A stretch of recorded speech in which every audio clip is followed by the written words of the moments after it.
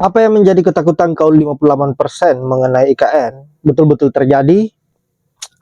Pak D. Jokowi menghentikan pembangunan IKN dengan alasan yang tidak jelas. Dan bagaimana respon para netizen dan juga Bang Rocky Gerung?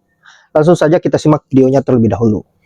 Jokowi minta maaf lahir dan batin pembangunan IKN terpaksa harus diberhentikan tanpa alasan mendasar. Karena pembangunannya pun juga masih banyak yang kurang, APBN-nya juga kurang, nggak ada investor, mobilitasnya juga susah, dan upacara ini terpaksa dilakukan sesuai dengan cita-cita Bapak Jokowi. Karena dia dari dulu pengen banget upacara di IKN gitu, walaupun maksa keadaannya. Ya, buat akhir jabatannya lah, walaupun maksa banyak orang. Ambisi Jokowi yang digagalkan justru oleh APBN. Jadi Jokowi digagalkan oleh ambisi APBN. itu batasnya APBN. Ya. Terus bagaimana tanggapan tentang kerja Prabowo nantinya akan lebih baik daripada? Ya saya ingin Prabowo itu tidak melanjutkan semua hal yang buruk dari Pak Jokowi kan. Kan itu mesti ada batas di situ. Nggak bisa Pak Prabowo bilang ya semua hal akan saya lanjutkan. Nah, melanjutin utang, melanjutin kebohongan kan nggak boleh. Jadi Pak Prabowo mesti datang dengan etos yang baru, yaitu percaya bahwa dia ada pemimpin dan dia akan lebih baik untuk memberi harapan. Kan itu yang kita tunggu, yang sekarang belum kita dengar. Indonesia sudah kacau, benar-benar kacau. Gila. Bahwa dari pemimpinnya yang mau mengakhiri masa kepemimpinannya dan yang akan memimpin, kacau. Indonesia sudah kacau. Betul Pak, Tambah Indonesia lagi sudah ada kacau. beberapa menteri-menteri yang takut kehilangan akan jabatannya. Kedaulatan Indonesia itu sudah nggak ada kalau kita lihat. Ada yang mau jual beberapa pulau karena katanya tidak terpenting, tidak berpenghuni dan tidak penting. Ya, di masalah pendidikan, kurikulum setiap 2 tahun diganti. Ya, di perdagangan kacau, di imigrasi tenaga kerjaan juga para imigran gelap dari Cina berbondong-bondong dari tenaga kerjaan, banyak korupsi, banyak pergantian, banyak PHK, ya, sampai menggantikan banyak tenaga kerja dari Cina, tenaga kerja asing, banyak tambang liar, 40 tambang ilegal yang baru terungkap. Jadi selama ini mereka itu di mana? Indonesia benar-benar sudah kacau. Percaya sama aku, Indonesia akan hancur bukan karena orang lain, tapi karena kita sendiri.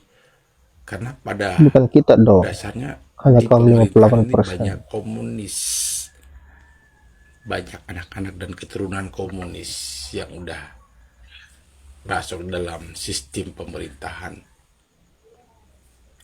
Jadi seperti itulah. Ya, dunia perdagangan Cina sudah mulai menguasai. Sudah banyak mereka menguasai kelemahan dari rakyat, dari pemerintah, pemimpin Indonesia. Jadi seperti ginilah. Jadi apapun, apakah kita masih terus mau berdiam? Kita hanya melihat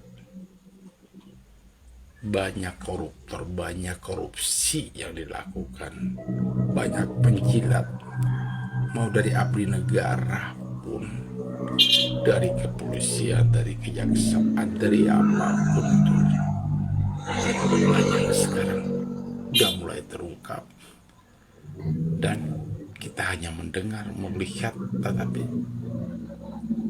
kita masih tetap terdiam dan tidak bisa berbuat apa-apa. Apa kita masih selalu diam dan melihat saja sebagai warga negara Indonesia? Coba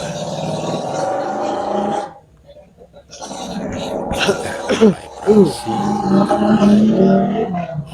membangkitkan persatuan Indonesia.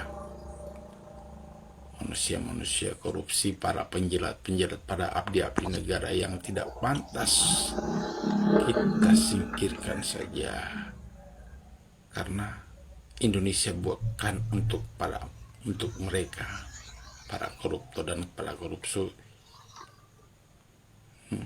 Naga 9 tetap stay di Indonesia, mereka siap siaga, mereka tinggal on off aja. Di saat lagi kacau mereka off, di saat tenang-tenang mereka on, mulai bekerja, merongrong dari dalam. Itulah kenapa Indonesia tidak maju-maju. Oke, buat saudara-saudaraku seluruh Indonesia setanah air senusantara, jangan kita diam, yuk kita bangkit. Jangan kita diperbudak oleh mereka. Dari nenek moyang kita dari dulu itu, kita itu bukan miskin, kita kaya. Bukan tidak bisa maju kita, bukan tidak bisa sejahtera, tapi pemimpinnya kita, para petinggi negara kita yang mengkorupsi dan memakan uang rakyat. Kita tuh negara maju. Sekarang kita bangkit, kita bersama-sama. Oke, saling berpikir sehat supaya kita keluar dari rencana-rencana mereka yang akan menjajah secara tidak langsung kepada negara kita. Oke, I love you all, dan kita basmikan mereka semua. Saya sepakat dengan apa yang dikatakan oleh Bapak yang di video terakhir, bahwa secara halus kita sedang dijajah oleh bangsa sendiri yang hanya berpikir untuk kepentingan pribadinya dan juga kepentingan kelompoknya. Nah, kita kembali ke IKN. Saya kira Pak Jokowi memang selalu memaksakan diri bagaimana agar apa yang menjadi keinginannya bisa tercapai. Bahkan pembangunan IKN ini selalu dipaksakan, berbagai macam yang sudah dia lakukan, dan bahkan mencoba untuk memanfaatkan rakyat Indonesia dengan menaikkan tapera, menaikkan pajak dan sebagainya. Apa yang saya pikirkan kemarin-kemarin mengenai hal ini betul-betul terbukti bahwa sebenarnya kenapa kebijakan-kebijakan Pak Jokowi akhir-akhir ini betul-betul menyengsarakan rakyat dan bahkan menciptakan sebuah program yang konyol yang bernama tapera, mengatasnamakan tabungan rakyat. Tetapi dari awal saya berpikir bahwa ini adalah hanya dimanfaatkan oleh Pak Jokowi untuk bagaimana agar bisa merampungkan IKN, melanjutkan pembangunan IKN, karena kita tahu sendiri bahwa investor-investor asing tidak ada yang tertarik dengan IKN ini. Maka jalan satu-satunya Pak Jokowi akan mengorbankan rakyat lagi dengan membuat sebuah program yang konyol, yaitu tapera. Tapi hal ini banyak ditentang oleh rakyat Indonesia dan pada akhirnya ditunda. Dan saya kira kaum 58% harus melihat ini dan sadarlah kalian bahwa apa yang selama ini kalian sanjung-sanjung sangat-sangat merugikan rakyat Indonesia dan bertolak belakang dengan apa yang diharapkan rakyat. Baiklah sahabat-sahabat, saya kira hanya itu. Saya tahu bahwa anak Abah ataupun pendukung Ganjar pasti bahagia melihat ini. Sangat bahagia melihat kegagalan IKN dan akan menjadi bahan ejekan lagi buat kau 58%. Saya akhiri dengan ucapan Assalamualaikum warahmatullahi wabarakatuh.